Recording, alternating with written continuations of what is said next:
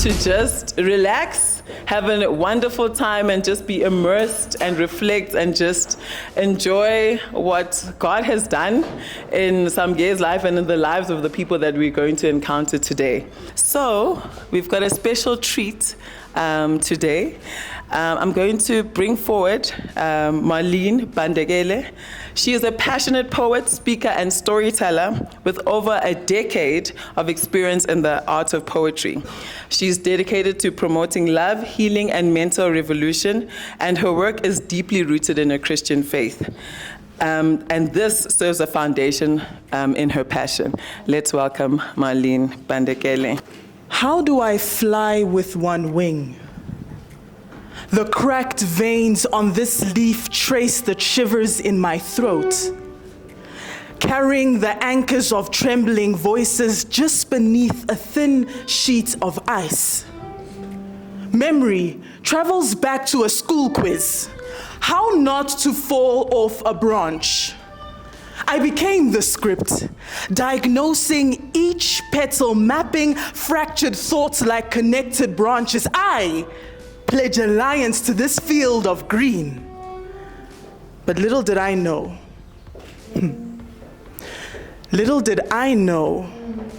that autumn would fall.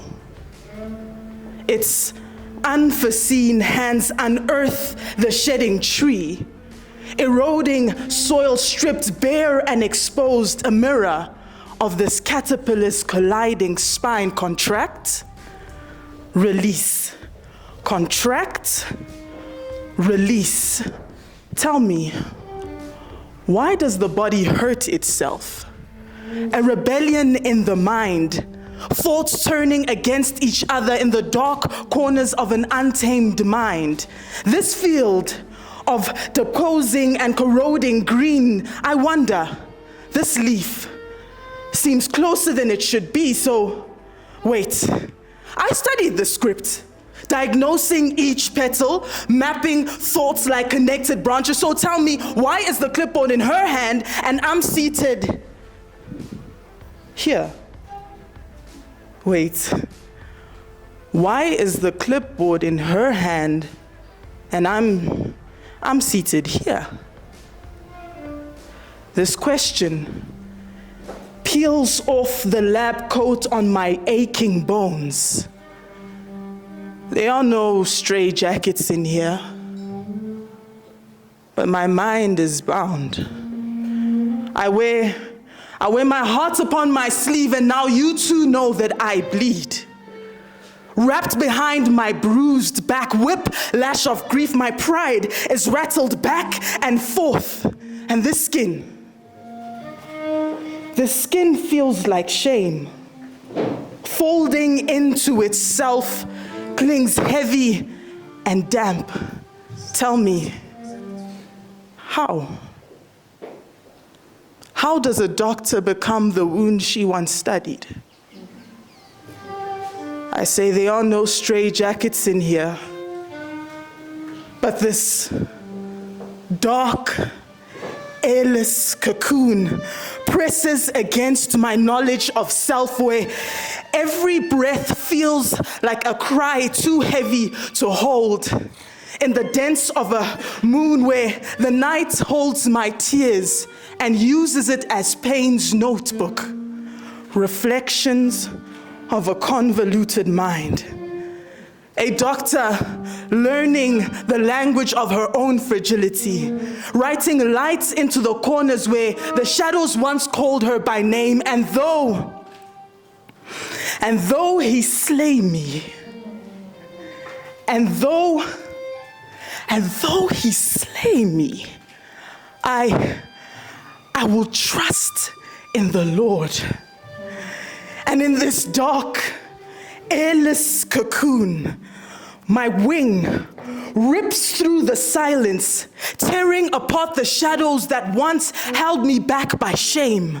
Voice begins to rupture in stomach, shredding the silence and bridging a community of sisters, of mental resilience of mountain climbers. And I tell you this, at the edge of this rock, just before the anxious jump, I wait anxiously. But how? How do I fly with one wing? Fly with one wing. Can I fly with one wing? Little did she know, what others would see as a short fall would be God's call to soar. Stitched by obedience on patient roots, this eagle, this butterfly learns to trust the winds that first lifted her. For those who wait on the Lord shall renew their strength. They will mount up and fly like eagles along the gliding sun of the morning breeze.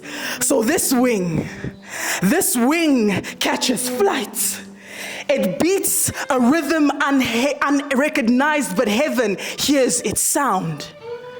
Fly with one wing. I fly with one wing. And like the words of Maya Angelou, they may write you down in history with their bitter, twisted lies. They may trod you in the very dirt, but just like dust, she rises. And 5 years in, this wing rises. It flies, it soars, and this is proof that healing has a sound. Thank you. Thank you so much, Marlene, for that powerful verse. It's I don't know, where can we book you? I feel like you can just come to my house every Saturday. Just speak over my life. That was absolutely amazing. Thank you so much. I think it's only going to get better. Imagine what we're going to have next. So next, we're going to have Usingaye come up, and we're going to have a fireplace chat, very intimate. We're going to have a little bit of a peek into her life, which is, I'm biased, so beautiful and difficult. And we have a moderator. I'm going to introduce Mbali Mzinyane, who's also pretty powerful. So Mbali Mzinyane is a dynamic professional, a passionate wellness advocate, a strategist, and a storyteller. She has a warm, grounded presence. I met her, she actually does. And a sharp insight into the human side of work. Mbali has emerged as a leading voice in redefining what it means to be well at work. Drawing from her years of experience across marketing and communication, she founded a platform called Wellness in the Workplace, which is a platform that endeavors to empower new and experienced professionals with insights and practical tools to cope in work. I have a lot to say about her, but she's going to come back. Can we please give a round of applause for Mbali?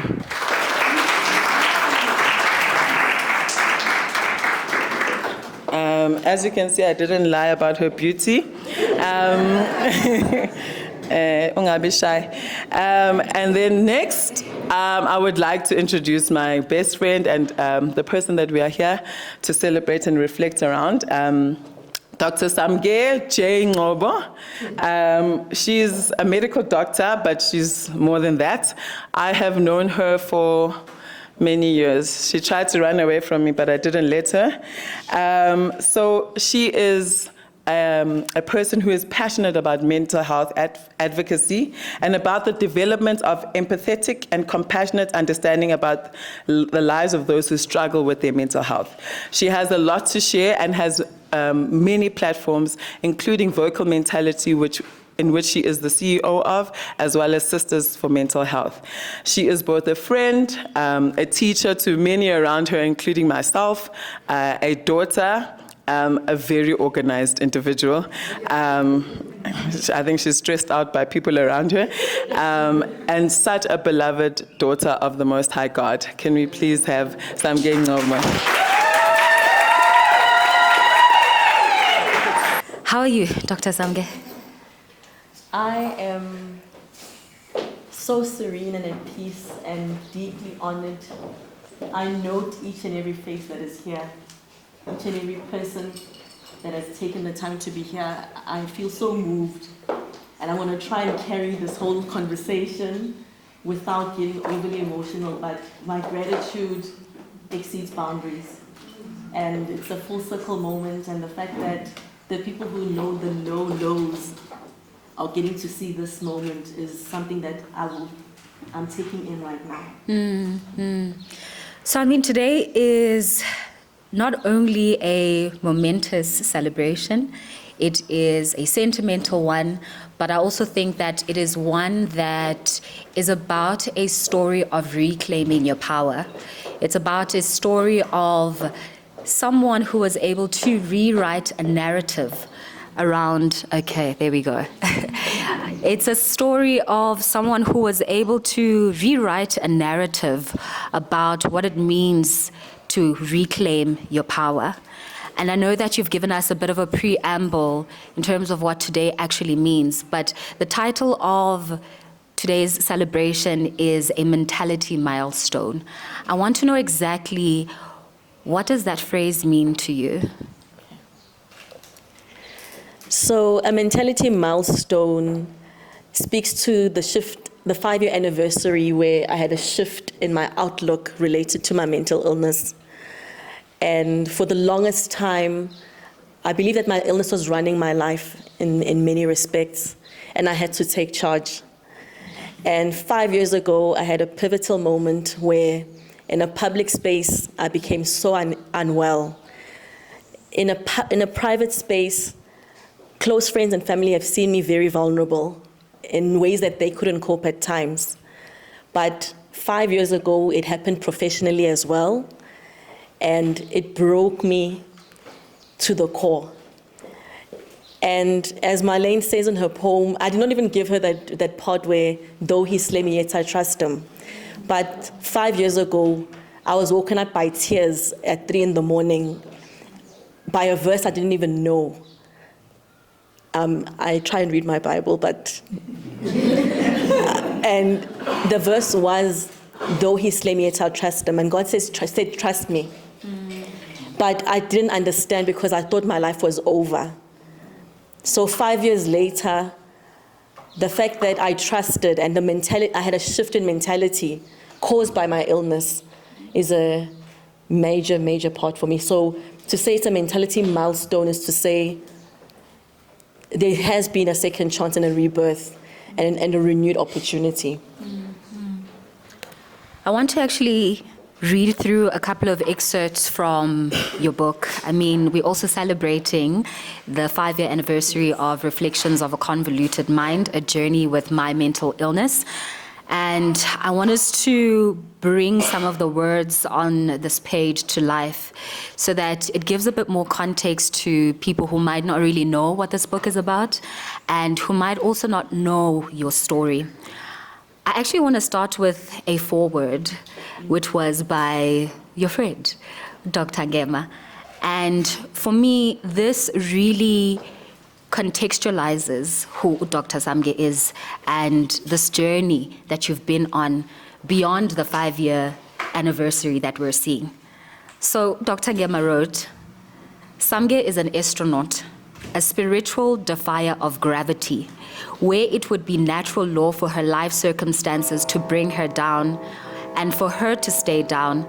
She has used what she has received to hit the ground and bounce up with the force propelling her to spaces she would never have discovered.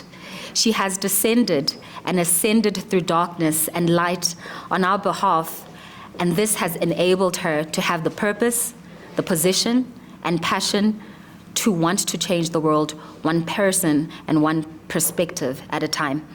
And I think your journey with vocal mentality has been that. It's been about changing the narrative, one person, one perspective at a time. But what we don't realize also in the behind the scenes is that it is a living, breathing, and thriving business. And I want us to reflect a bit more on how you decided, or what moment it was where you decided that there's something here, there's a story to be told in our communities, in the workplace, and in any space where we are living, breathing, and engaging with mental health. So I was being limited by my professional journey in a way because of my illness. And I was booked on incapacity leave for 6 months of my life. That's half a year. I know sometimes we judge people as doctors. Why do you need a week's leave? Now imagine being booked off for 6 months. It sounds like a holiday. Some of you may think you need a break from work, but the reality is that my life was on a halt, and I didn't know how to proceed with my life going forward. And during that time, I had an existential journey where I had to reflect and say, how can I proceed with my life going forward? Because it felt over. I had to review my identity about who is Samke. If I never go back to being a doctor in the hospital, what can I do with my life? Because I wasn't sure what the assessments of the OT, or occupational therapist, would be. And I thought, I have all this knowledge medically, professionally for over 10 years, and there's a space that's missing. There's a sweet spot that I'm seeing here, whereby people who live with mental illness are not heard enough.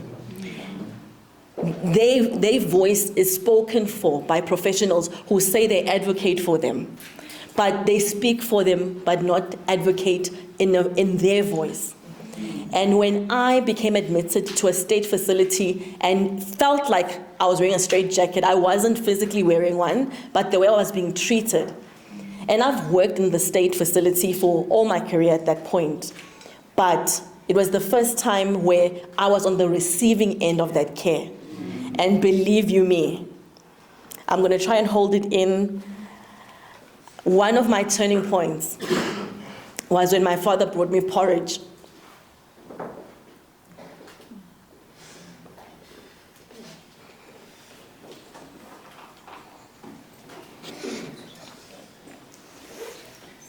And I was realizing the impact that my illness was having on my family.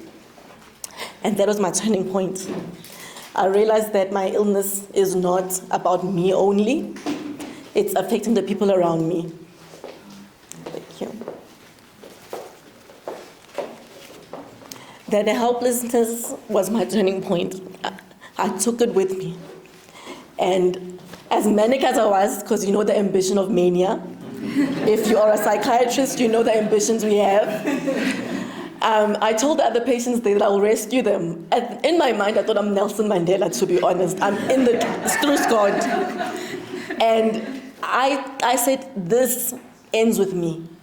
The bit that I have gained here and seen, I'm going to change my world, the world, one person at a time. It became, I realized that I am going to be the change that I wish to see in the world. For my parents to be here, they've seen it all. And for them to witness a triumphant moment, I remember a verse on Psalm 27 that says, I will see the goodness of the Lord in the land of the living. And they're seeing it in the land of the living.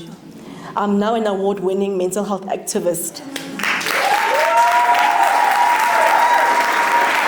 And the journey counts for something in the land of the living. They've seen, because if they are seeing their 14-year-old daughter having a psychotic episode, they had never seen it before. But at least they're getting to see that it works out in the land of the living.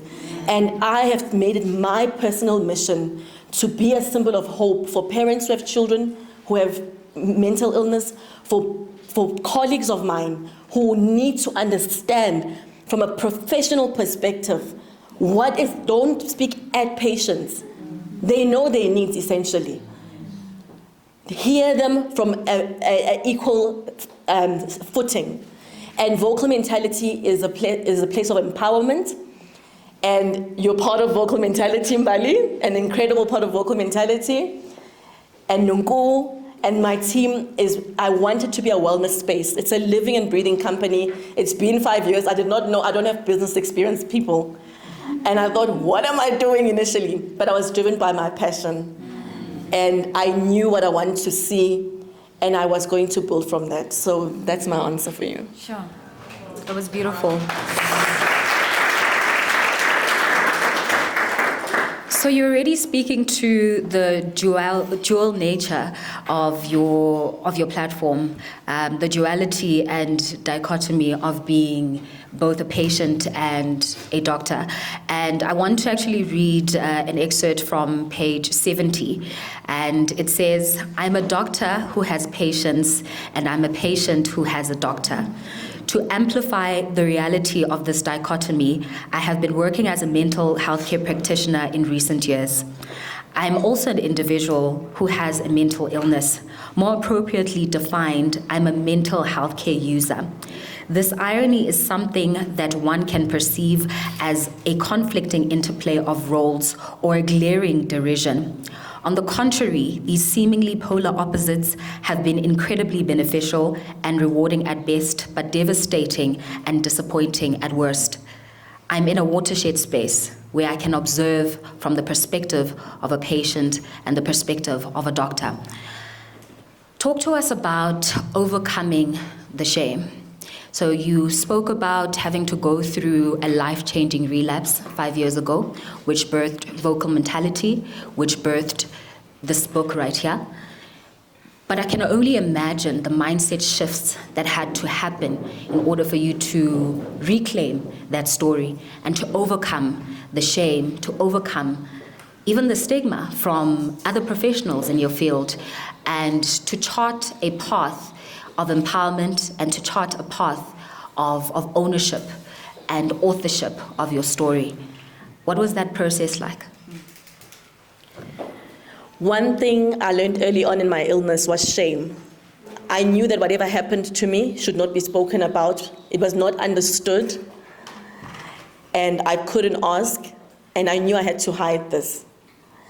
And unfortunately, mental illness humiliates you, essentially. You behave, you can't control your mind. And if you haven't actually been psychotic, you only have to experience it to understand what that's like, and picking up the pieces of that. And I had to grieve having an episode, having to grieve the humiliation of that. And I have the dual role of being on both ends, of knowing both ends, and that has been my source of empowerment, actually. I have used the tools that I know professionally and applied them to my life. And because I've applied those tools, I'm not my own doctor. I have my psychiatrist, I have my psychologist, I have the whole team managing me. I'm not my own doctor. But I've used those tools that I've learned in medical school and learned at my time during registrar time, and learned that if I apply this, my quality of life can be great. And I really want people who see me, because people see the glam part. Face beats are great, but the awards are great as well. But there's a whole lot of hard work and difficulty behind the scenes that people often overlook. And especially when you're standing on stages, they forget that it's a medical team, there's family, there's friends, there's so many things behind the scenes that people don't see. And those things are critical. And I really want people to see me as somebody who has grace. And grace doesn't mean that things are always going well, because when you see a swan, it's floating on a lake, but it's pedaling feverishly, right, to move forward. So I would like people to see that you can carry your pain with grace, and you're fully human. I'm not my illness. I always say that I'm not suffering from bipolar. I'm thriving despite it. Amen. Amen.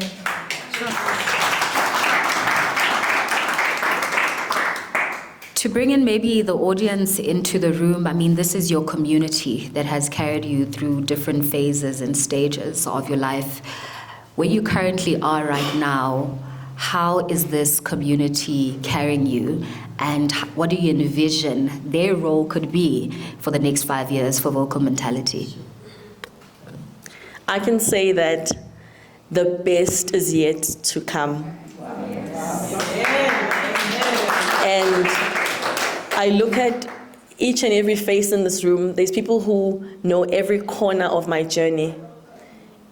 The ugly, the hopeless parts of me. And to see people looking back at me with pride smiling. I know the text that will come. I know there's people who were supported to come here. There's people who know every aspect, and there's other people who never met me in person before, but admired me at a distance, and I wanted them to be a part of today. That's why we opened it to people within the community, that if they want to join, and there's amazing people who made it possible for other people, and I'm eternally grateful for that. There's people who are family here, in a blood family, and then inherited family. My community has been my core. There's a friend of mine who will always say, stick to your core. And that's probably one of the wisest things I know in my relationships. I stick to my core, I keep the circle neat, and I have people where when I'm falling apart, I can fall apart, and they still see Samke. They don't see bipolar. They see Samke. And I get up, shake myself off, and I get back on the road again. They will hear me speaking too much. The voice note is 10 minutes long. They will hear me speaking. They know it all. They'll hear me saying, they'll even hear me saying, Yenzi, I'm psychotic, fetch me.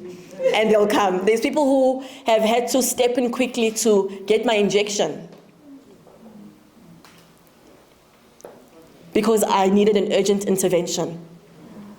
So seeing each and every face in this room, some of you, it might be new because you came in other ways. There's some of you who know me professionally, but I'm honored by each and everybody who is present here.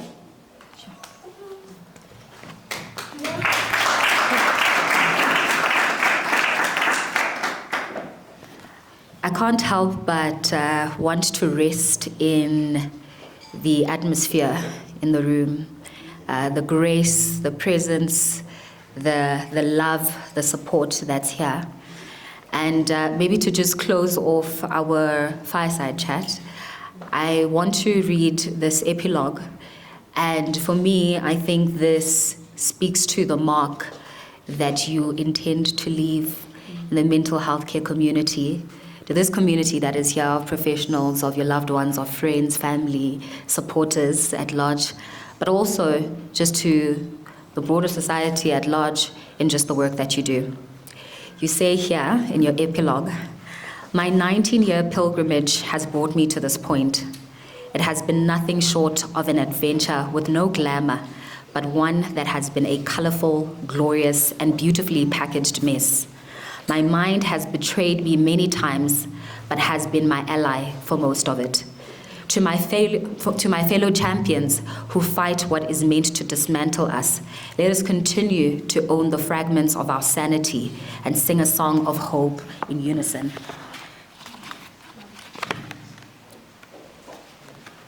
To those who love us through the struggle and soldier on with us, it is my hope that my reflections have garnered a greater sense of hope and encouragement.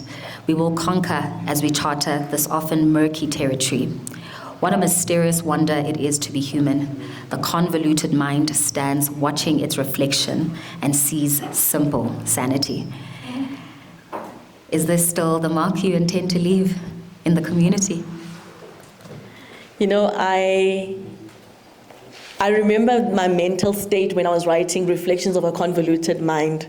I would zone in so much, and I would tell my friend that I'm writing, and I'd disappear to some extent, and they'd even call me, Sam, you're too quiet, come back, because I put my heart and soul in Reflections of a Convoluted Mind.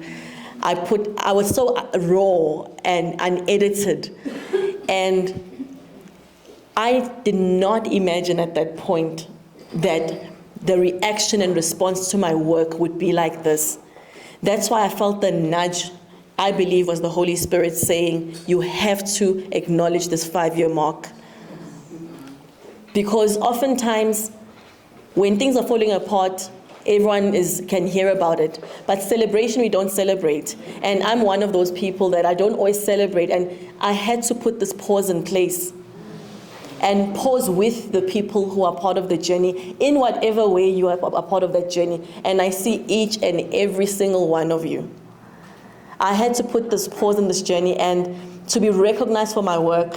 And I'm saying the best is yet to come. I'm so encouraged by the response. I'm so encouraged by the support, and I wish to do even more and be that Vocal Mentality is going to be a global brand, and Reflections of a Convoluted Mind will be a book that is even found in schools, that is found in communities, is found in churches, is found in all spaces that need it, because there's religious stigma, there's cultural stigma, there's social stigma, and we need to get confronted head on. And I've made it my life's mission to do that, so the best is yet to come.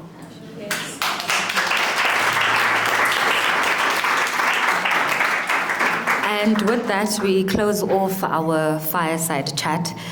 I want to personally thank you. Thank you for being such a beacon of hope.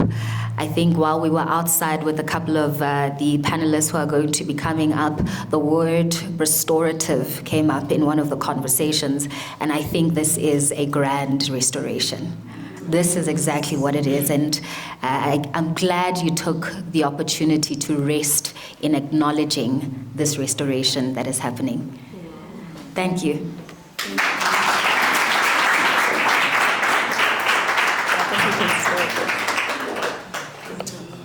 I think that was a very intimate and wonderful time, and I think if you know Samke, you've been in that journey. When you say you're a mental health advocate, I think you're not lying. I think for me, in terms of even reading your book, if you haven't read your book, I'm not sure how you got here, but it's fine. But I think even for a person who is not, you said not suffering, experiencing mental health problems, I think it's so important to know about.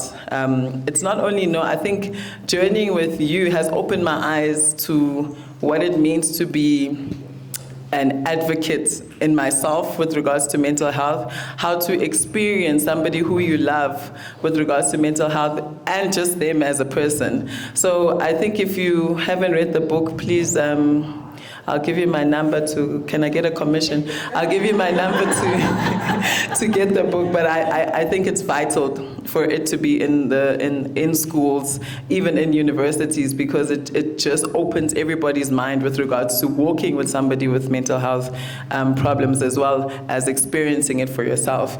We're going to swap things around. For those who are hungry, we're not going to eat yet, just choose some gum or something.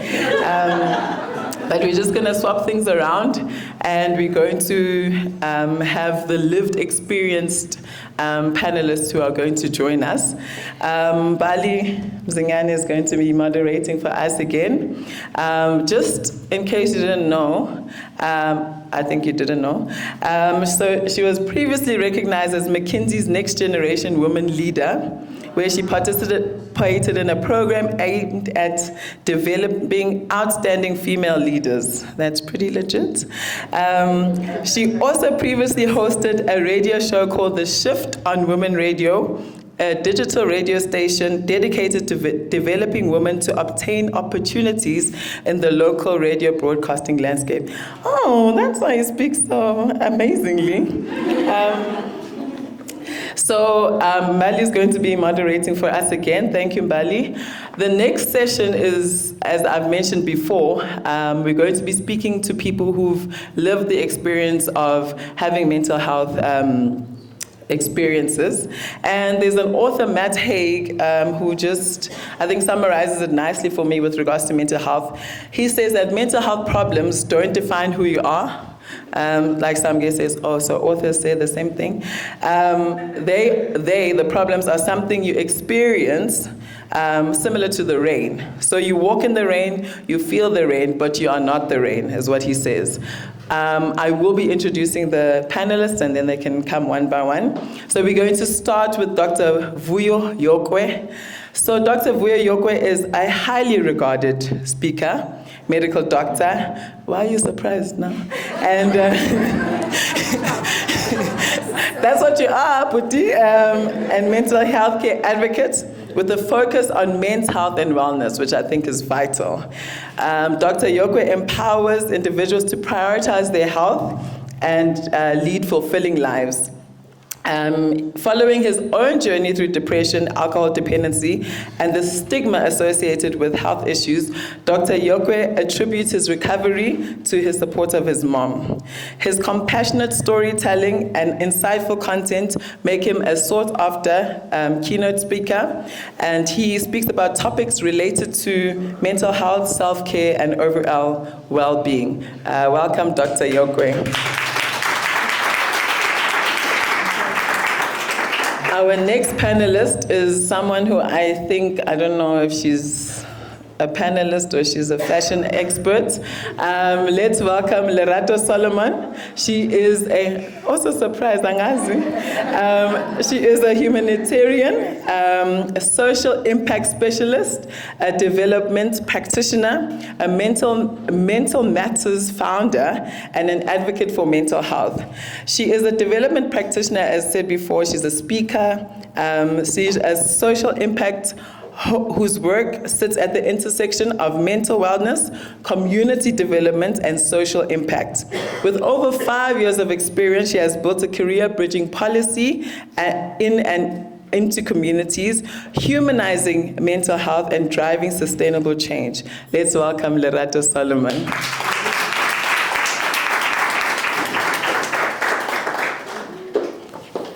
And our last member, last but not least, member of our panelist with regards to life experience is Zinzile Luthuli.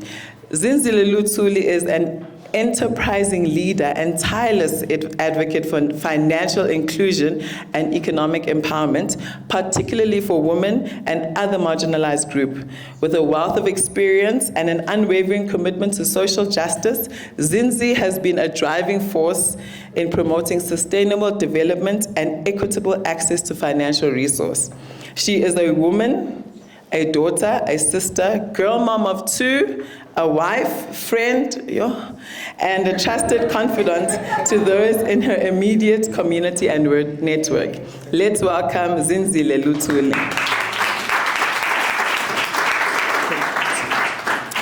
I think what I've particularly appreciated when it comes to the documentation of lived experiences is that it goes beyond demystifying mental health issues. It goes beyond destigmatizing it. What it does is that it puts a face to mental health struggles, right? And from the panel that we have here, we see that the face can look like you and me. It can be of a medical doctor, can be of a executive leader, it can be that of a budding humanitarian.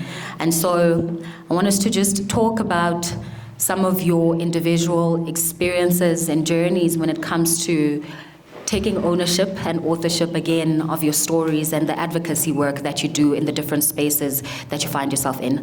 I'll start with Dr. Yokwe.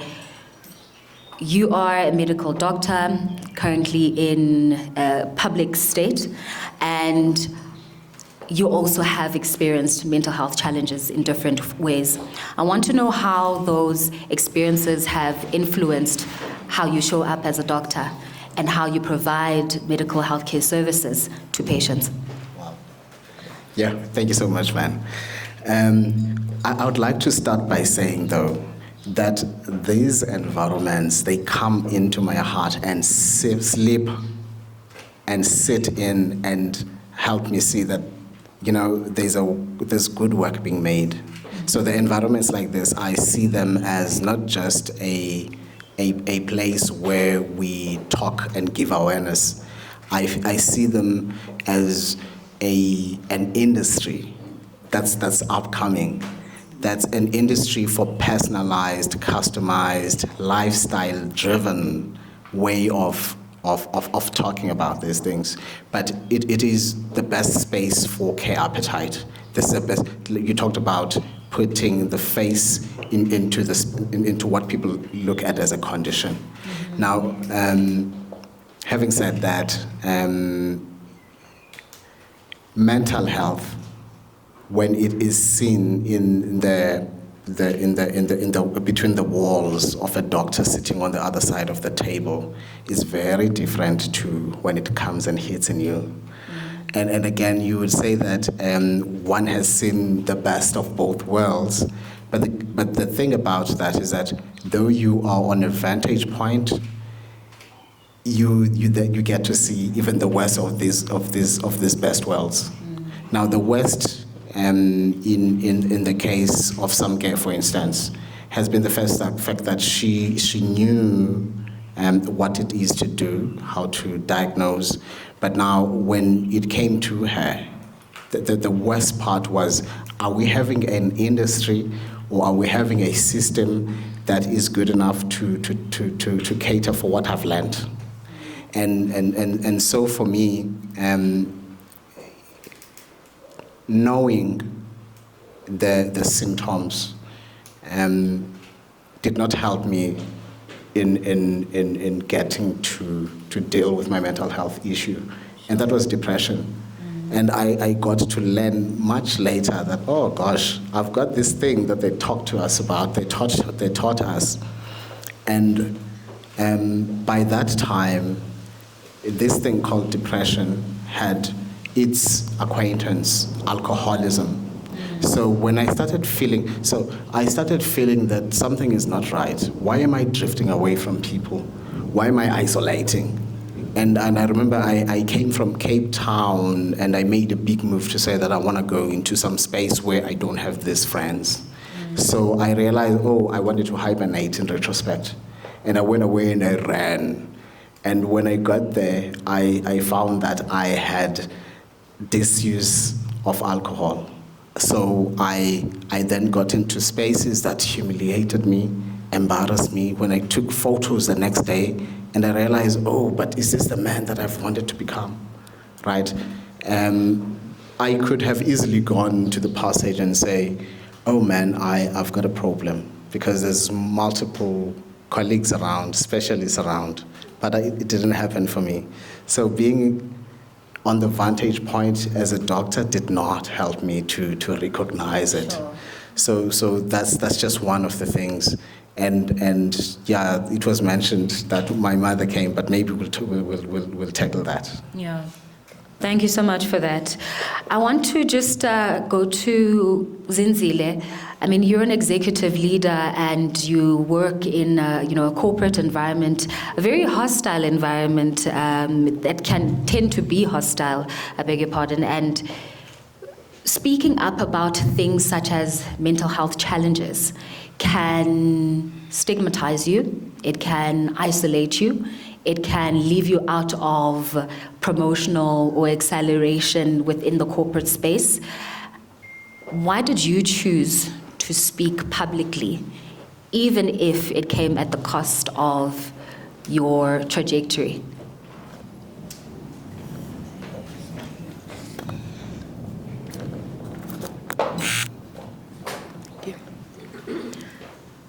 Thank you, Mbali, and thank you, Dr. Samke, for sharing this platform, and thank you for everybody who's here and open to our stories.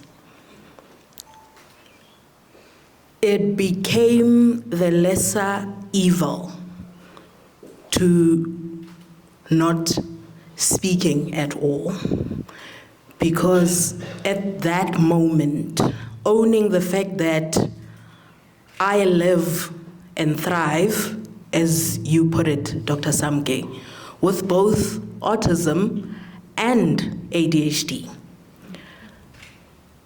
It gave me permission to accommodate myself in spaces and rooms where there wouldn't be any accommodations otherwise.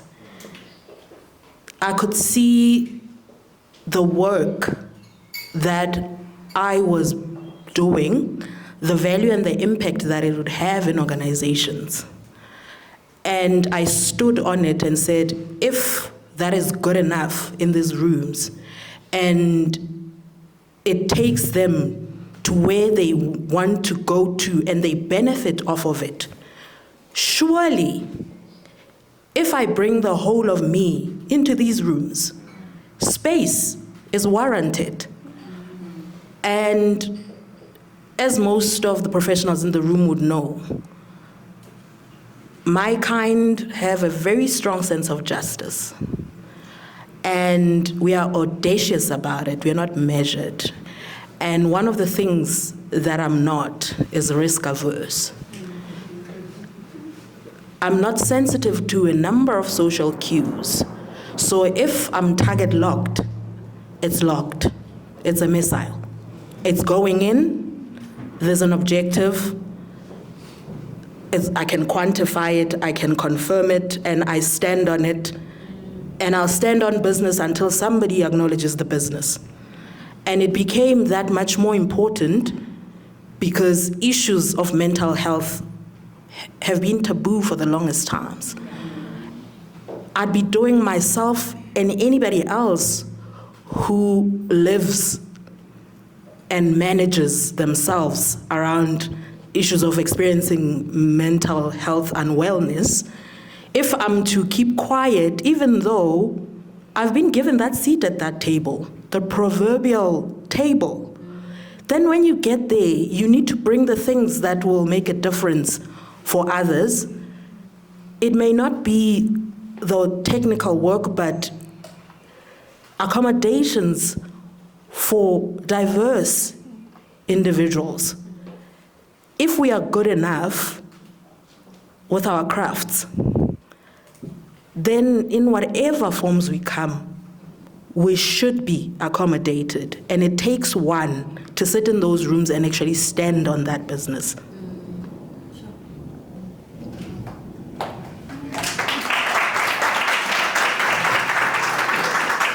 I mean, this is the essence of what we mean when we talk about inclusivity, right? We're not only talking about inclusivity at a racial level, at an economic level, when it comes to physical disability. We need to start accounting for inclusivity at the level of mental health issues. And part of that work is talking about it openly. Part of that work is the destigmatization of that work. Lerato, you have taken more of an advocacy role in the work that you do when it comes to mental health.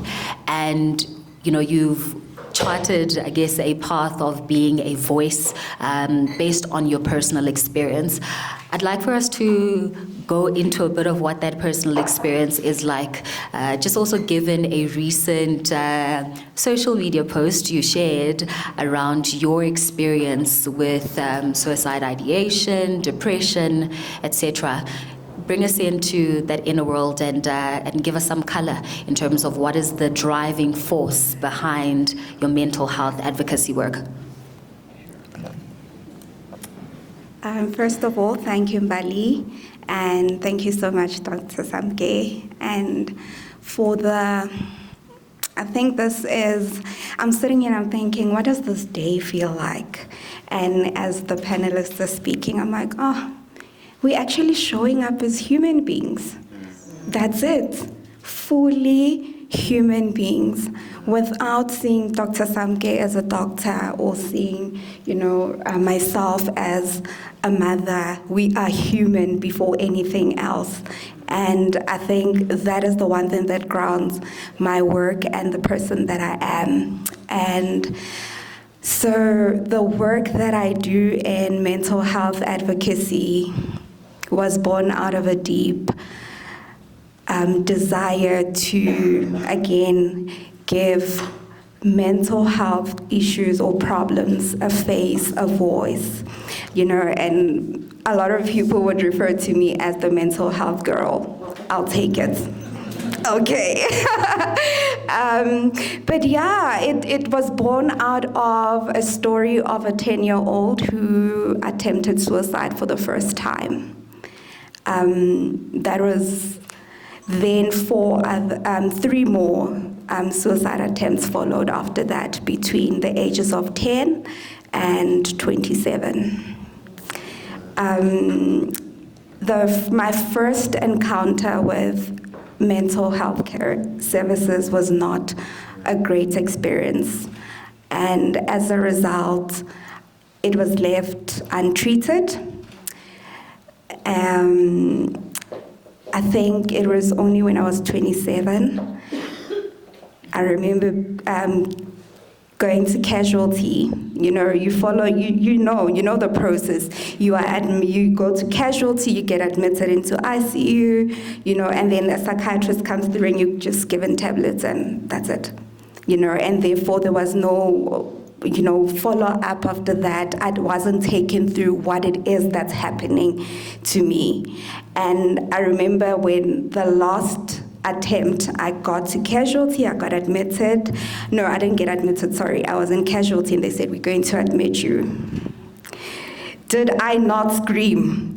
I think the entire casualty could hear me, and I was screaming, I need proper help. It's the fourth one, and surely, God, I mean, I've tried. Surely there's a reason why I'm still alive.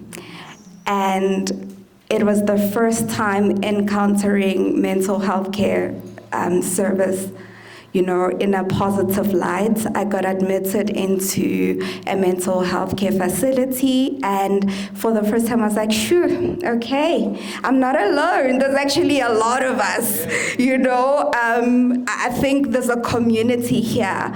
And for the first time, I was taken through what it is that, I mean, I had been diagnosed with depression, but I guess when you're 10 years and you're 12, you're 13, I mean, family would just be like, what issues do you have in life? Because clearly that's something reserved for people who have serious problems, something that a 13-year-old could not possibly have, right? And so that was the first time I got to understand, you know, that I've got clinical depression, I struggle with suicide ideation, and that the moment I found out that, it was also very relieving to me, because finally I've got the help, I'm getting the help that I need. And I was then met with, as Dr. Samke said, you know, a team of, you know, a psychiatrist, a psychologist, and I've been taking my treatment, and that really helped my journey of understanding, but also recovering and accepting, right? And the acceptance does not come immediately, but I think that community has been so important that they've helped me through that. And at some point, then I woke up and I said, I think I should share my story with the world. What's there to lose? Even if there's one person who hears my story, they can actually, you know, maybe reach out for help. Because I knew I was not the only person going through this. But because I had been isolated for so many years, I didn't want another person who's going through what I went through to ever go through that again. And I felt the need to share my story. And my story, I shared it out of, you know, my reflections that I would journal, and I started sharing bits and pieces of that. And that has informed the work that I do.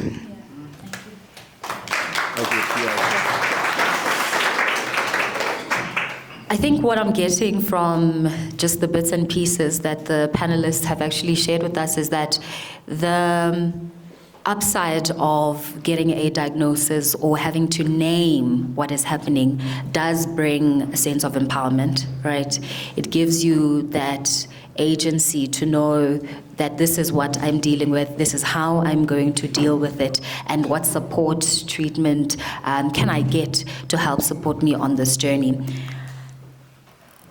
A lot of your stories or anecdotes that you've just shared also speak to a very powerful aspect of resilience. I think there's an underlying theme of resilience that's coming up, having to pick yourself up, having to be at rock bottom and find your way through. I want us to then spend a bit of time talking about what that resilience means for you and how it is that you've been able to cultivate it every time you've had a setback. Let me start with you, Dr. Yogwe. Wow. Okay. Yeah, man. So when you say resilience, this is one thing then that I look at and I say, oh, I wish I had this. But again, so for me, resistance did not start as this strong thing that makes me continue to climb. For me, resistance started with my mother. So when things started de-escalating, when I could not hold it or control it, the alcohol use, the depression, and getting into areas now where there's also like cognitive impairments, in memory losses, when the clinical the depression has hit that hard. She saw it, she identifies it, and she says that's not my son. That's not the man I was raising. Then she walks straight into the CEO's office of the hospital I used to work in. I used to be a clinical manager in that hospital. And she discusses, it's a lady as well, the power of women. So, this is a thing I suffer in silence with. I'm not ready to talk to anybody about it. And that's the issue with depression. You isolate, you hibernate. And they started talking, and it was as if they're speaking behind my back. And I'm thinking, but why do they have to do this, right? So she said, I am not going to have a child or a child, even if I'm 40, right? I'm not going to have a child I am going to see dwindling into that dark hole. Sure. And they, with the CEO, they had a wow. They had a moment that I then felt, yes, maybe I should just leave it because I don't have control. They got that moment, and then they agreed together and said, listen, take your son, go and find help. But in that space where I found that people don't speak, I realized that men have a particular thing about them, which is an oppressing kind of a socially induced phenomenon where men don't cry, right? And so I then realized, if I've been walking in the passages of a place with a well of solutions and a well of resources where I could get help and did not speak, what is then going to happen to a person outside who is going to have to wake up in their house and from the dark corner? Are they going to go and find Dr. Clementine and say, listen, I've got depression? No. By definition, these people isolate, and then we lose them in suicide. They exit life like that. Then I realized, then I started finding the voice. So then that resilience for me came in a journey, assisted by somebody, which is going to be now a pivotal part of what happens in the management of depression itself or mental wellness issues, that there should be support. Sure.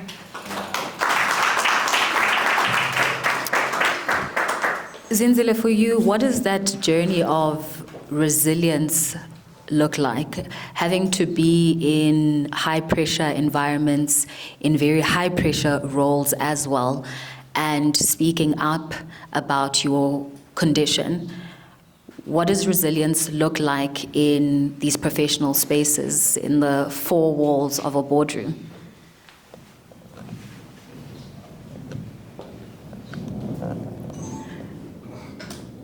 Living with and managing ADHD could look like a simple, I woke up, brushed my teeth, washed my face, showed up, and I was there for that meeting in that boardroom. That's the first part. I'll take you to the moment where the minutest of things in life are the most impossible. But tell me to run the country, I'll say we are on it. Resilience in my world looks like I was able to transition from my bedroom, from the bed, put my feet down, got up with a full bladder, and got to empty it. And I was able to knit that action with a sequence of other minute ones that to the next person come naturally. By the time I get to the boardroom, tell me that I'm the proxy to the president, we are on it.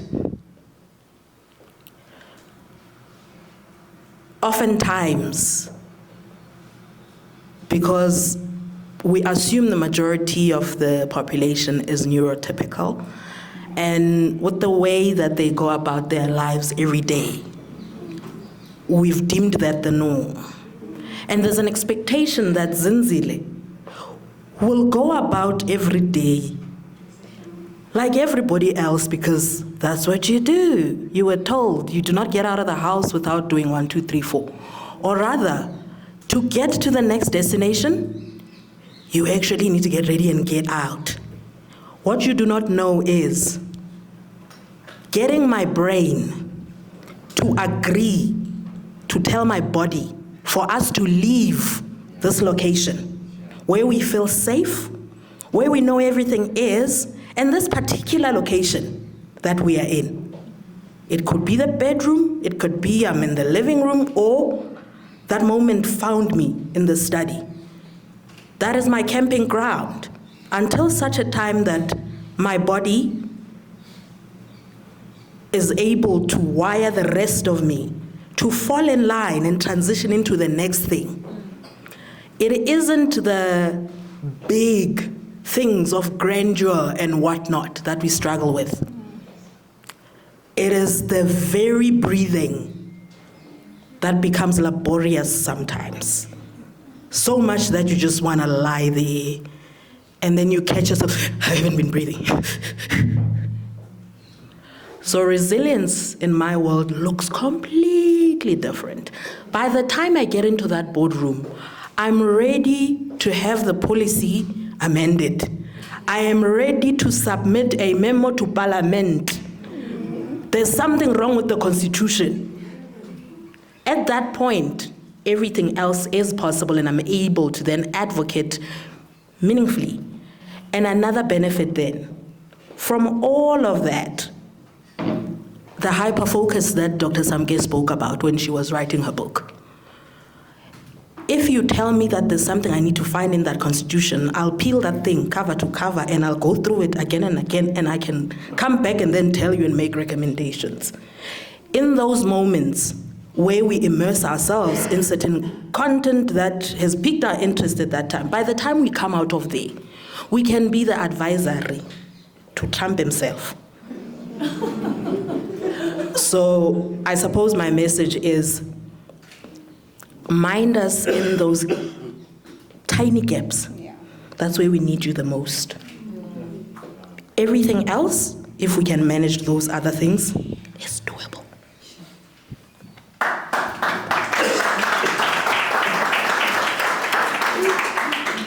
So resilience is in the bouncing back, resilience is in rebuilding differently, and resilience is also in the small moments.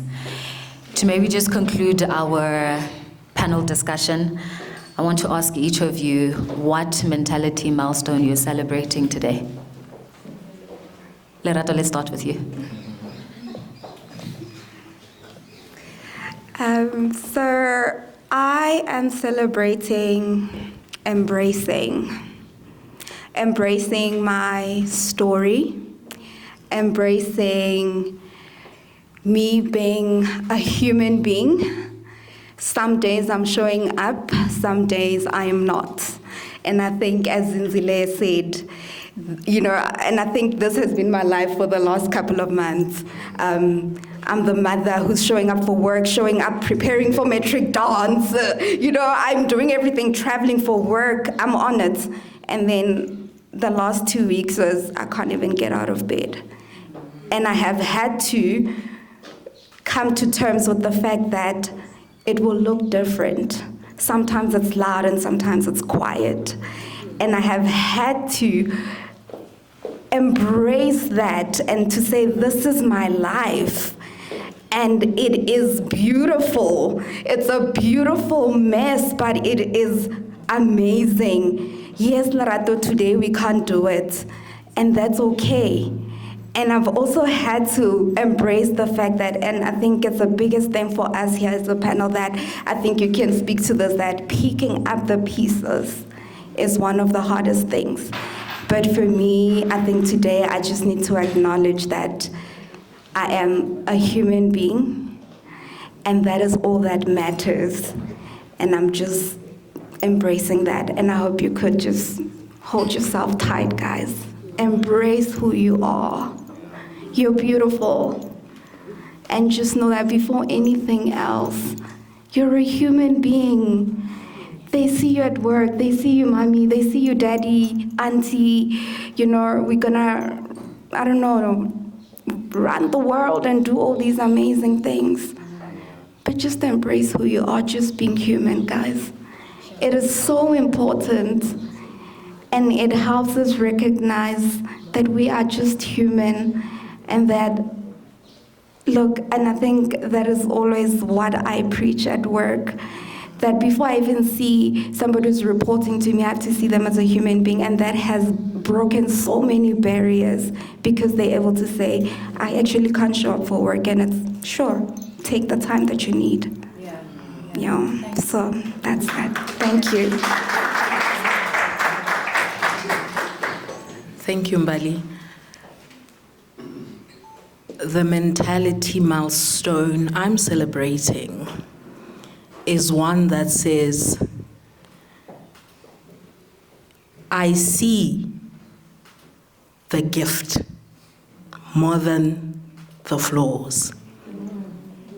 I operate in the gift and don't amplify the flaws, because I've come to know, not even realize, I've come to know they are not flaws at all. We are supercharged, and those who aren't are struggling to keep up.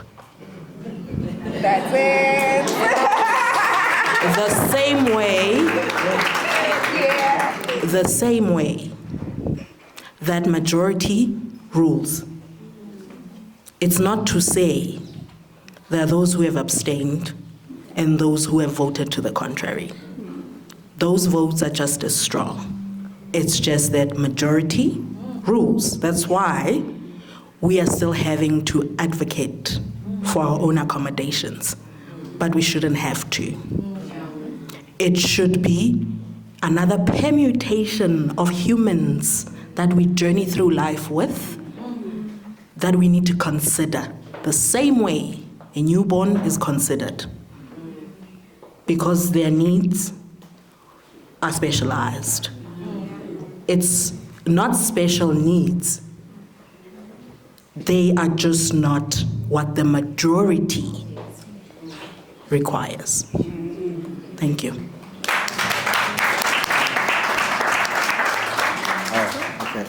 Here, I am probably just going to take from the wisdom of the two ladies. I'm going to say that truly I am celebrating humanity, knowing that with the struggles I have, those that I thought I needed to conceal, humanity is the core of what we are striving to show in the management of wellness, mental health wellness. Humanity, for me, meaning community. I am celebrating the fact that this space for me feels much more superior, much more welcoming, much more a model I would like the world to know. People like this who go with their issues from day to day, men, old, young. This is how we should approach wellness for mental health. We were taught a model, but apa singabantu and umuntu ngumuntu ngabantu, and we are going back really to what needs to happen. I was raised by community. it feels for me better to be here amongst all of you rather than being admitted at Life or Netcare mental institution. This is a celebration. Samke's modeling of how you should change the language of symptomatology and the jargons to the normal day-to-day. Sure. What the struggles are, even for a person who is a doctor, it makes you feel that what you talk about, I relate to, and therefore it is easy for me to have appetite to actually look for the care. And we are going to get more people then into the care space. So I am celebrating the fact that I am aligned with humanity. Sure. And I understand that it is going to be difficult, but as long as I have you, maybe I'll share something as well that is going to help you, and I get the help back as well.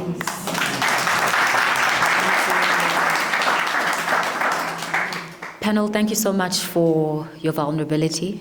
Thank you for the language, and thank you for your insight. I think we will all walk away from this discussion just a lot more enlightened and understanding the inner world of what it means to thrive despite mental illness. Thank you.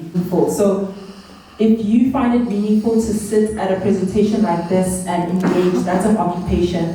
Showering is an occupation, eating, caring for others, writing, driving to work, you name it. So with illness and disease, it affects your ability to perform your occupation. So occupational therapy, how I usually describe it is the doctor will help you understand what is going on. They will help you to diagnose. They will even help you with medication. And it's almost like riding the bike of life, where you still need to learn how to ride the bike. Riding the bike can look like communicating with your spouse, your boss. It can look like setting healthy boundaries, as Dr. mentioned. It can look like paying attention. So in the session, we actually do the riding, the occupational therapy. So sometimes an occupation session with me can look like I come to your bedside if you're admitted, and that's our session. Or sometimes we're painting and you're wondering what's going on, but I'm treating certain things that have been affected due to the mental health issues. So yeah, that's basically what I do. Hi everyone, thank you Samke as well for the invite. So similar to Ngcobo, I do not read people's minds. Psychologist. I've had doctors refer patients and they say, patient is Portuguese, please see them. This is not I'm not telepathic, you do not read people's minds. But similar to Dr. Clementine and Dr. Ngcobo as well, we do see people on the spectrum of mental health. So if you think of mental health as a spectrum where people are either languishing, some people are flourishing, some people are diminishing or thriving, that's how you think of mental health. So some people are just struggling with some adjustment difficulties. They're not diagnosed with anything, but they are, there is something they want to think about, or there is something that they are struggling with. Then there are some people who are thriving and they want to optimize on their thriving through self-awareness and optimizing on how they know themselves. So that's what we do as a clinical psychologist. I would diagnose and I would treat therapeutically and systematically. So if your family is the one that is influencing your depression, then that would be part of the treatment. But unlike the doctors, I wouldn't treat medically or pharmacologically. Yeah.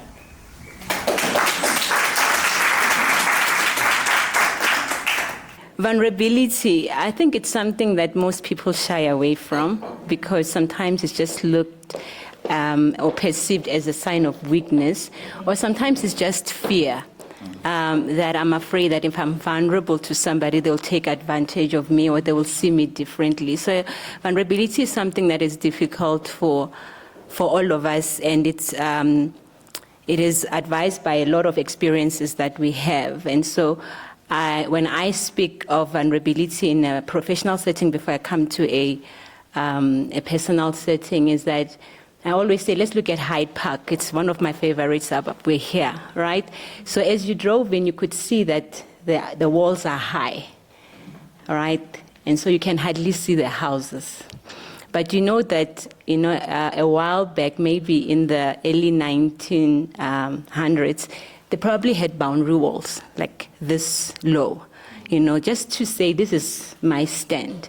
All right, but when you woke up, you could see your neighbor and all that. And so what made people build the walls is because of fear.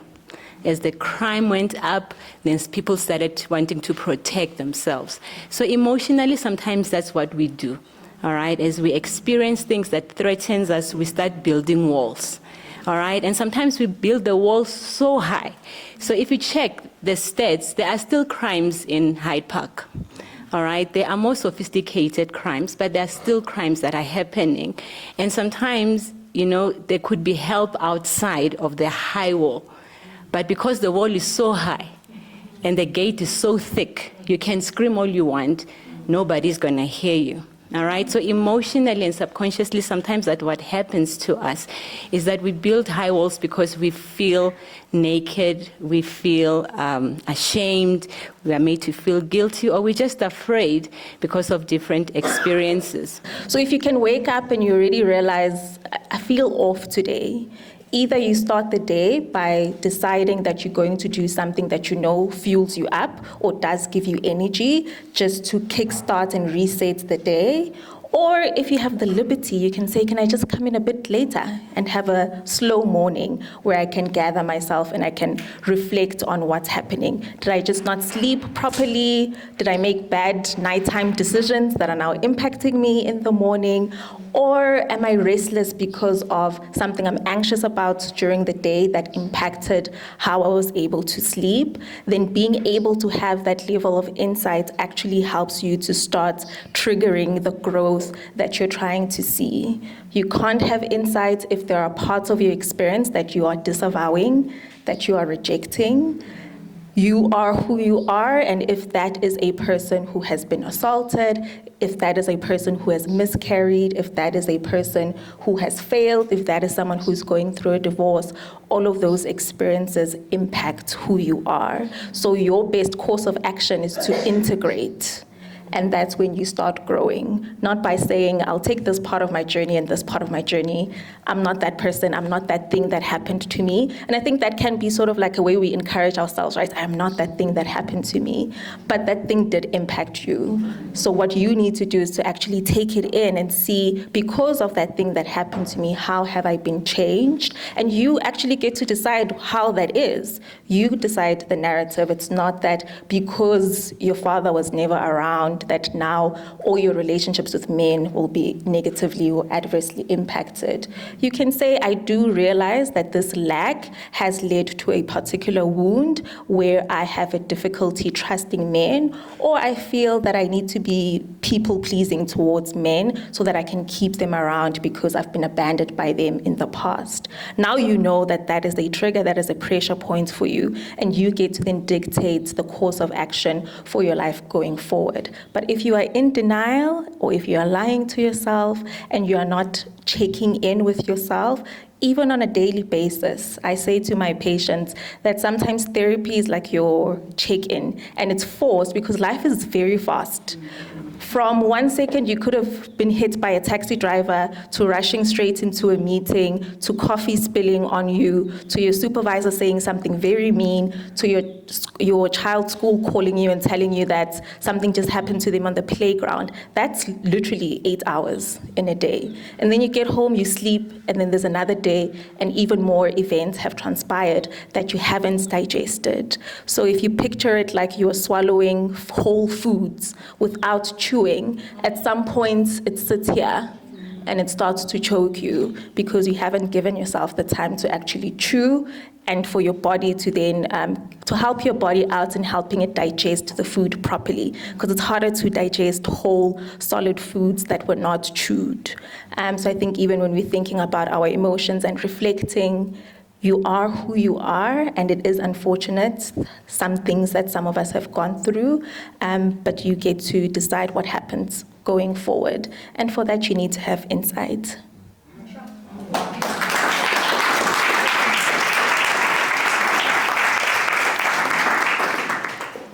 Do you see the depth of knowledge that we have from the panelists?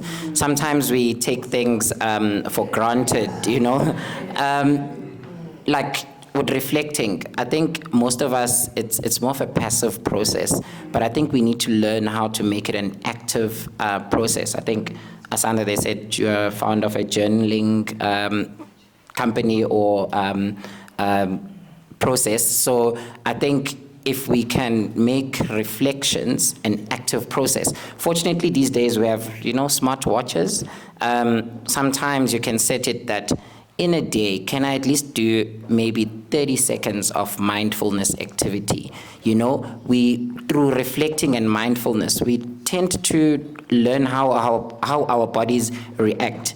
Sometimes you may be like, so when you start understanding your body, because your body says a lot before the mind starts reacting. So if we know that, okay, whenever I'm anxious, maybe I'm gonna feel my heart racing first. So next time, when my heart starts beating faster, there must be ways that I can do to prevent getting to that destructive or to the point where you are not functioning well. So I think reflection is a very powerful tool that we can use in growing. Even like reflecting in your day, like any 3 positive things that have happened to you. There's what we call doom scrolling. So doom scrolling, we are seeing negatives and negatives and negatives on the daily, you know? And I'm so proud of how our media and news channels have tried to diversify. You know, when you open the TV, scammer this one was killed where, this and that. It's always just negative things. But slowly, they are introducing some positives or some positive things that are happening around the country, because we tend to want to stick to the negatives. But if we can actively try and focus on the positives, I think it really does help us in our growth and in just our overall personal development. So I did say that storytelling does have an influence. So back to you, Dr. Chawane. How does storytelling influence the way in which mental health services are delivered within the clinical space? So storytelling is not something that we're trained in, you know. So we have what we call a clacking shit, right? So when you come in, even if it's not in front of me, but it's in my head, you know, there's a format in which I'll ask questions to get to know you. And the aim is always to get to a diagnosis. All right, so when you leave my room, I must know, is there anything pathologically wrong, or is it not? How serious is it, and how are we going to manage it? And I have to figure this out in an hour. All right, and so that's what we do. And so when I started in private practice, I could see that sometimes how I was taught to get to know a person is not necessarily effective all the time, because some people are not coming to psychiatry because they're depressed or they know what is wrong. They just say something is off. You know, I'm not sure what it is. I know that it's affecting my day-to-day functioning, and so can you please help me?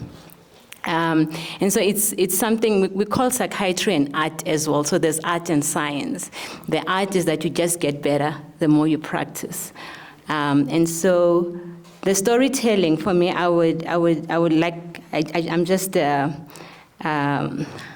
imagine things. And so it's like holding a pen. And so somebody comes in and I give them a paper and I give them a pencil, like imaginatively, right? So figuratively, it's not practical. I ask questions and you answer. But I say, okay, just draw the story of your life. Whatever comes to your mind, just tell me. It's my job to make sense of it. And in the beginning, it was just you must draw a specific picture. If a specific picture doesn't come out, it means that there's something wrong with you. All right? And so now I don't do that. I just say, draw whatever comes out, we're going to make sense of it.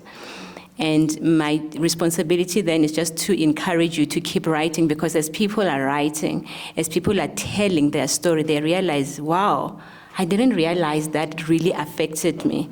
You know, I just went through that, like she said, a taxi bumped me, I spilled coffee on myself, and I just went on. And now we're sitting back and reflecting, and now you realize that, you know what, those words that my teacher said growing up has had an impact on me.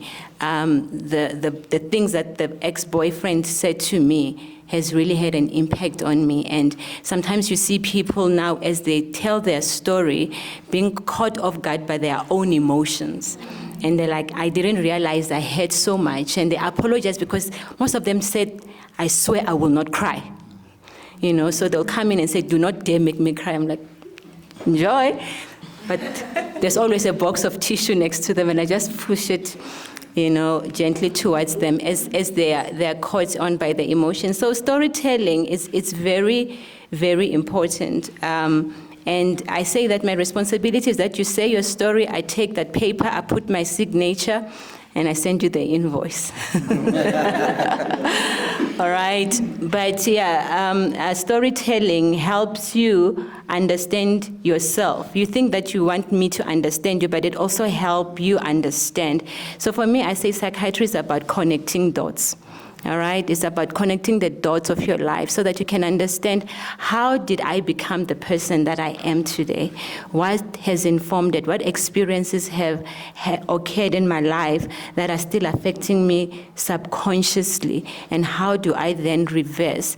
And I say that some dots are just scattered and we connect them, and some dots will connect and some dots will not connect. So not everything is going to make sense. I might not be able to explain to you why you were raped when you were growing up, right? And it's a story that might never make sense to you. Even when you go to God, you're like, but God, what happened? You know, why couldn't you have prevented this? You know, so some things you might not be able to make sense of, all right? Because how do we make sense of evil? All right, but it's more about how do we now say, now this is your pen. Now you have an opportunity to write what you want. Okay, so I know that things have been written about you, but now it's your turn, all right, to take responsibility and write the things that you want in your story. And some people don't want that because sometimes it's easier to be a victim.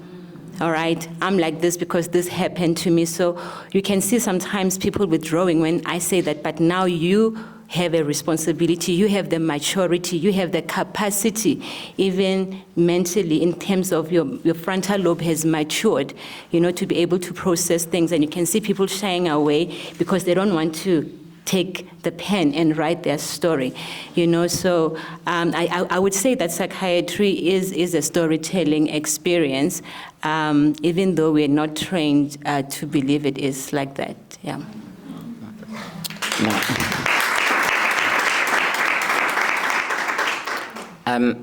Yeah, I think she just highlights a very important thing.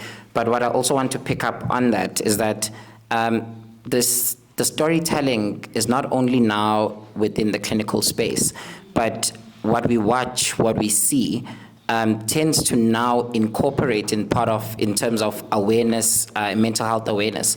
You may open the TV, you're watching your favorite soapy, all of a sudden they are depicting how someone who's depressed, how someone is suicidal, how someone who's psychotic. So even non-clinical spaces, through storytelling, they are raising awareness of mental health and mental health problems. So because, like I said earlier, accessing these individuals is very difficult. So I think the importance of storytelling goes far beyond just the clinical context.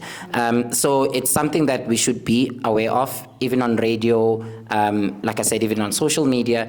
And me being someone in sports, knowing that athletes are what everyone or most people look up to, you know. When they share their stories about their lived experiences, it makes you wonder and be like, well, if someone like Akani Simbine can come out in public, a silver medalist in the Olympics, meaning at some point he was the fastest athlete in the world, but still can be vulnerable enough to say, look, I do suffer from depression. And speaking of Akani Simbine, he was nominated as one of the 9 Olympic medalists to be ambassadors of mental health around the world. So it's something that we are realizing, that sharing stories can really have a huge impact, because not all of us are going to be in rooms and congresses where the professionals come and tell us that this is how you feel, this is what happens when A and B is happening, ABC is happening. So it's something that we should not take for granted. But looking in the interest of time, maybe just quickly, occupational therapy is about reclaiming function, you know, most of the time. So how does, or what does it mean to reclaim function in a world where success or growth is defined by productivity and producing results instead of the humanity? Sure, yeah, that's a beautiful question.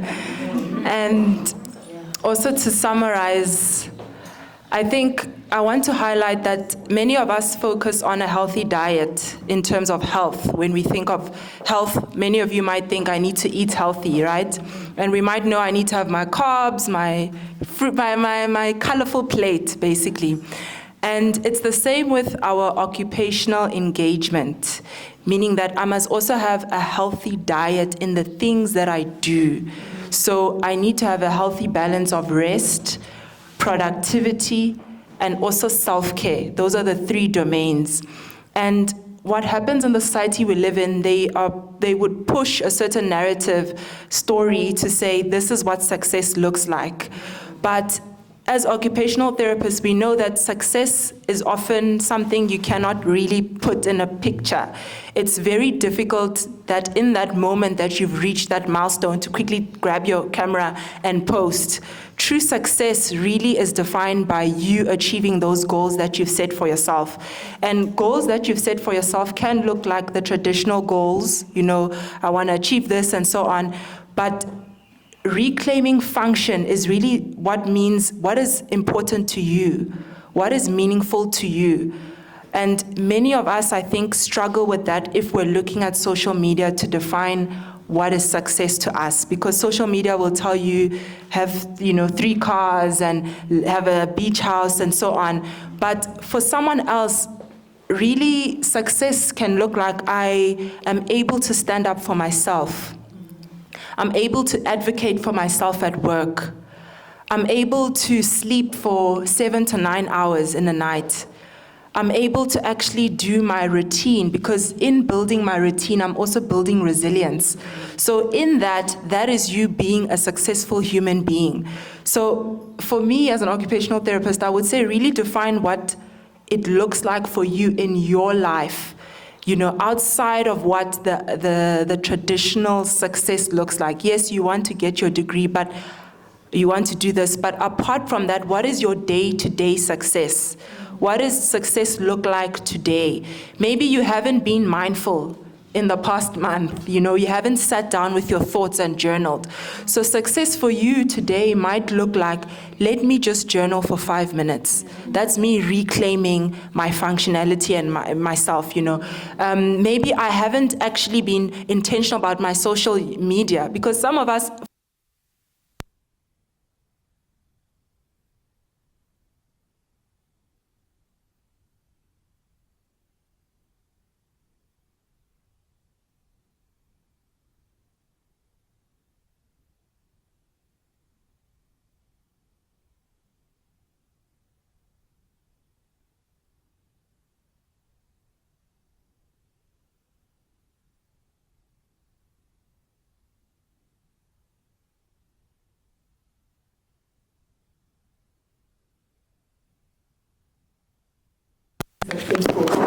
what does it mean for you right now? That's my question to you. Like, what does it mean this afternoon, for you that I am successful in this? Maybe it's to sit through something that might be difficult for you to hear, but you made it, and you were here, and you arrived, and you were able to take notes. Maybe that's what success looks like for you today.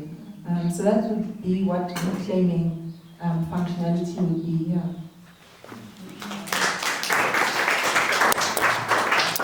Awesome. I think we just changed batteries. I mean, we could talk the whole afternoon. But like I said, in the interest of time, perhaps maybe in closing, just 30 seconds. Most of us here in the room, or maybe you as panelists, share a professional and personal journey with Dr. Samke Ngcobo. So maybe what would be that one message that you would want through the experiences you've had, both personally and professionally, that you'd want each one of us here to just take home? I'll start with you, Asand. I think, fortunately, I'm a psychologist, and I spend most of my day saying, tell me more. I'm not a talker, so I'll keep it brief. I met Samke as a guest on her radio show, and our relationship has taken many shapes and forms throughout the years, from mentorship to sponsorship. But I think just looking at your journey as well, in thinking about this panel, there was a question around bouncing back. And I wanted to say, I don't believe in bouncing back. I think you bounce forward. Right? How many of us remember during COVID when everyone was begging and pleading for COVID to leave so we could go back to normal? But simultaneously, the conversation was, but we don't actually want to go back. Some people maybe like the different shapes and forms that work has taken because of COVID. A lot of things have changed for the better. So there was no sense of then going back. And I think with a lot of people, when it comes to life and bad experiences, there's this fantasy that if only you could go back to before your mom passed away, if you could just go back to before that experience happened, but you'll never be that person again. If we think about Samke's experience, if bouncing back for you was going back to specialize, you wouldn't be here having created the platform that you created. You didn't bounce back, you bounced forward. You bounced into a new norm. So I think for us as well, don't envy the person you were, grieve the person you were, and rather bounce forward.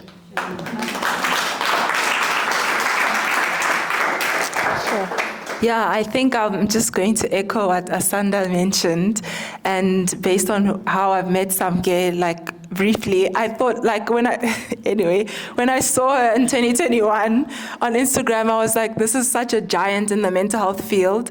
And then Jiki, she also found my information valuable, and I think that was the first time I really realized that the work I'm putting out is needed, because at first I thought I was putting out for my family or friends. So I've learned that healing isn't linear, and to echo what she's mentioned, that bouncing forward, because I think healing is actually exponential. You know, when you bounce forward, you are now a new you have different experiences, you know better. And even if you trip or fall, it's now a different type of fall because there's more that you know. So that's what I would say, that healing isn't linear, and it's actually growth can be exponential if we apply what we've learned before. Yeah. So I just want to say to Sam that thank you for wearing bipolar so well. Thank you for being the person that I personally can say to a patient who's sitting crying in front of me when I tell them that the symptoms they're experiencing is actually bipolar, and they literally feel like their life is over, because bipolar is the most stigmatized mental illness. And so I keep her books in my office, and every time I meet somebody who thinks my life won't be over, I actually go to her Instagram page. I'm like, she has bipolar. She had it at 14. And if she can, you can. So thank you for your resilience. Thank you for bouncing back. Thank you for being the person that we can point our patients to. I know I was there when, we became close in 2020 when she actually had that bad manic episode. I got to hear about it, even though I was not working in the field. I got to hear it from psychiatrists who were circulating her voice note when she was manic. And I was devastated because I thought we understood. And how can we, who have to understand the most, be the ones that distance ourselves, And she was devastated, and she thought she won't become anything, and she wanted to specialize and become a psychiatrist. And I remember I used to say to her, it's good that you're not, because psychiatry restricts us. If I had a personal story of mental illness, I'm not allowed to say it so much, because then people will view me differently, and not in a negative way, but as a professional. I don't want people to come and say, well, you have bipolar, you can help me. I want people to see me as a neutral person who can help me whether or not I have an illness. But she has that freedom. And you speak in places where even I as a psychiatrist will never be invited to. So I always tell her, you know your place, right? And so, thank you so much for everything. Thank you to the family, your parents who are here, your sisters, your friends. Melusi left, and I said, Melusi, thank you always for being a good friend to Sam. And he said, everybody thank me in private, but no one thanks me in public. So he said I should mention his name. But yeah, Melusi has been there. It's something that I promise you, when it's bad, sometimes you just want to distance yourself, and so for people to stick around and see you as Sam and not see you as an unstable, unpredictable drama queen, because that's what people say about bipolar, and just see you as a person is actually a good thing. But I just want to say thank you and keep going. We're expecting more, a second book, yeah, thank you so much.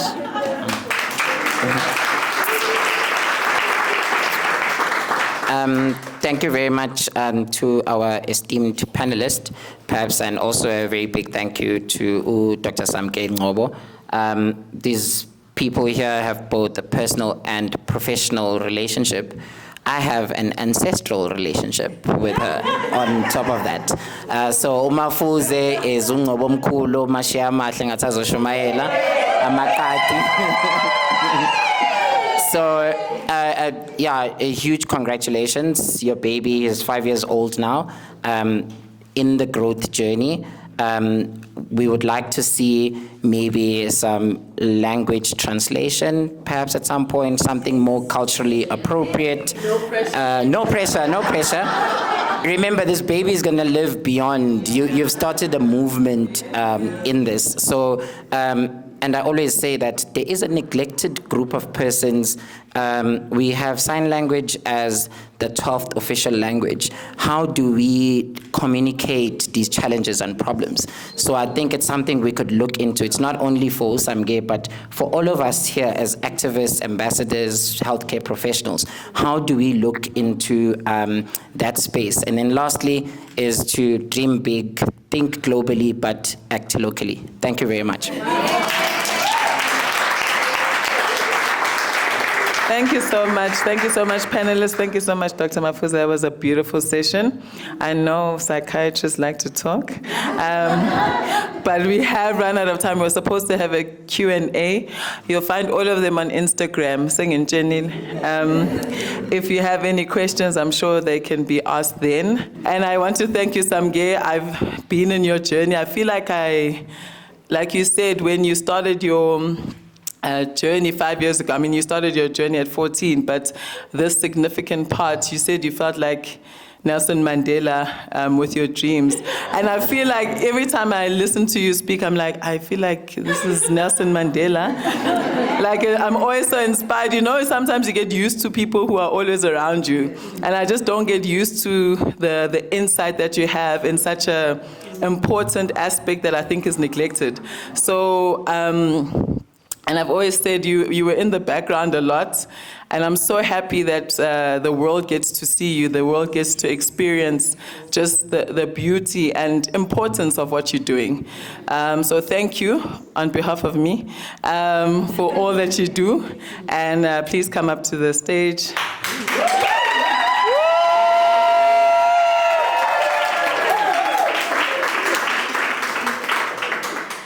Thank you so much.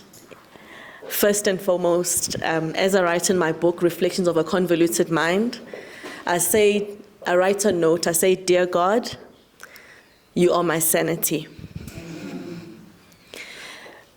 Oftentimes, especially in our field, we are made to not note God, but I can't. My story can't not have God in it.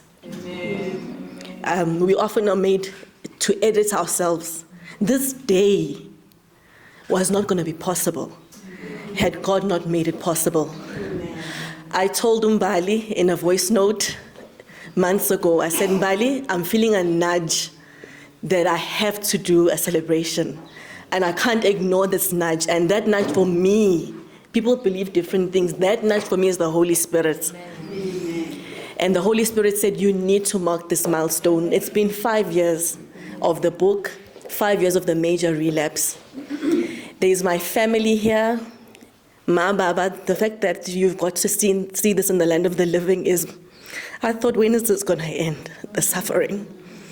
But you've gotten to see me shine. And shine big. Yes. Male and guardian this week.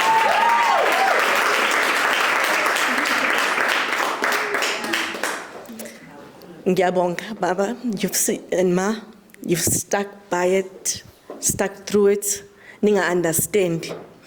Another person that's here is my first psychologist at age 14, Dr. Mbense.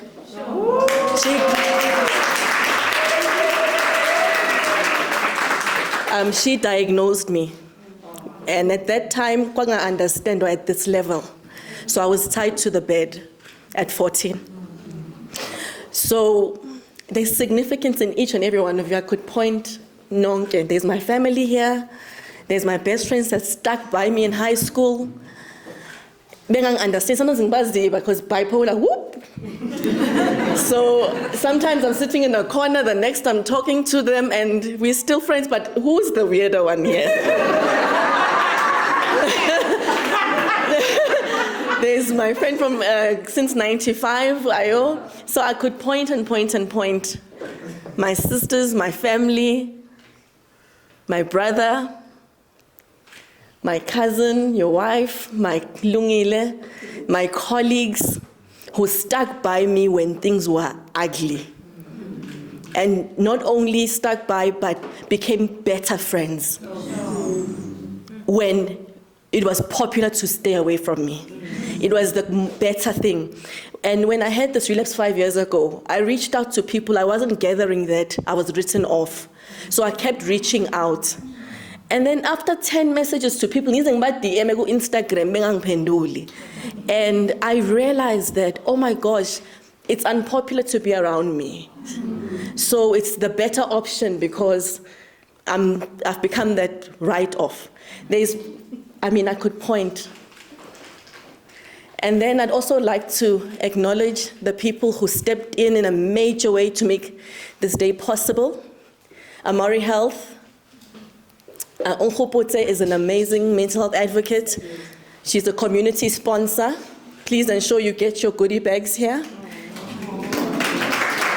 She's the founder of Amari Health, a wellness platform, and that is doing amazing work. So thank you so much for the community sponsorship. Brand South Africa. Kutulo, I don't know if Kutulo is still here. Kutulo, thank you so much. I'm a Play Your Part ambassador. Our country has many challenges, and one of the serious ones is mental health, especially getting the support that people need in the communities. You heard the statistics. And it's not that I'm trying to paint a good picture of South Africa. I paint a real picture of it, and I appreciate the support that Brand South Africa is giving me. And I'd like to thank you, Mbali. Mbali, for this day too, you've soldiered with me. She's a major part of my company. I have people who are a part of my company now. Well, this was a blog, but she took it on, Dr. Samke. Nonku, part of Vocal Mentality. And I'd also like to thank Marlene for the poem. Marlene, you give her a brief. She doesn't play games with a brief. That poem was, wow. Thank you. The panelists. When I formulated this day, I wanted it to have the lived experience. It's a critical part. And I chose people that I respect and believe that they are change makers in their space, in their own capacity. Lerato, vuyo kuphi. Oh, zinzile ngiyabonga. I'd like to thank Butwam ngiyabonga for coming all the way from Durban, just for this. Ngiyabonga. And I'd like to thank Asanda. You are such a gentle giant, and you are so tiny, but Clementine Ngiyabonga, my dear friend. I'm not going to call you Dr. Clementine. Clem Ngiyabonga, my friend. And I'd like to thank Makungo. You are shining bright. Keep shining. And I can name you individually. There's people here who are my family and my chosen family as well. Ngiyabonga nonke. Jeanette, where are you? Where's Jeanette? Jeanette, Jeanette, thank you so much.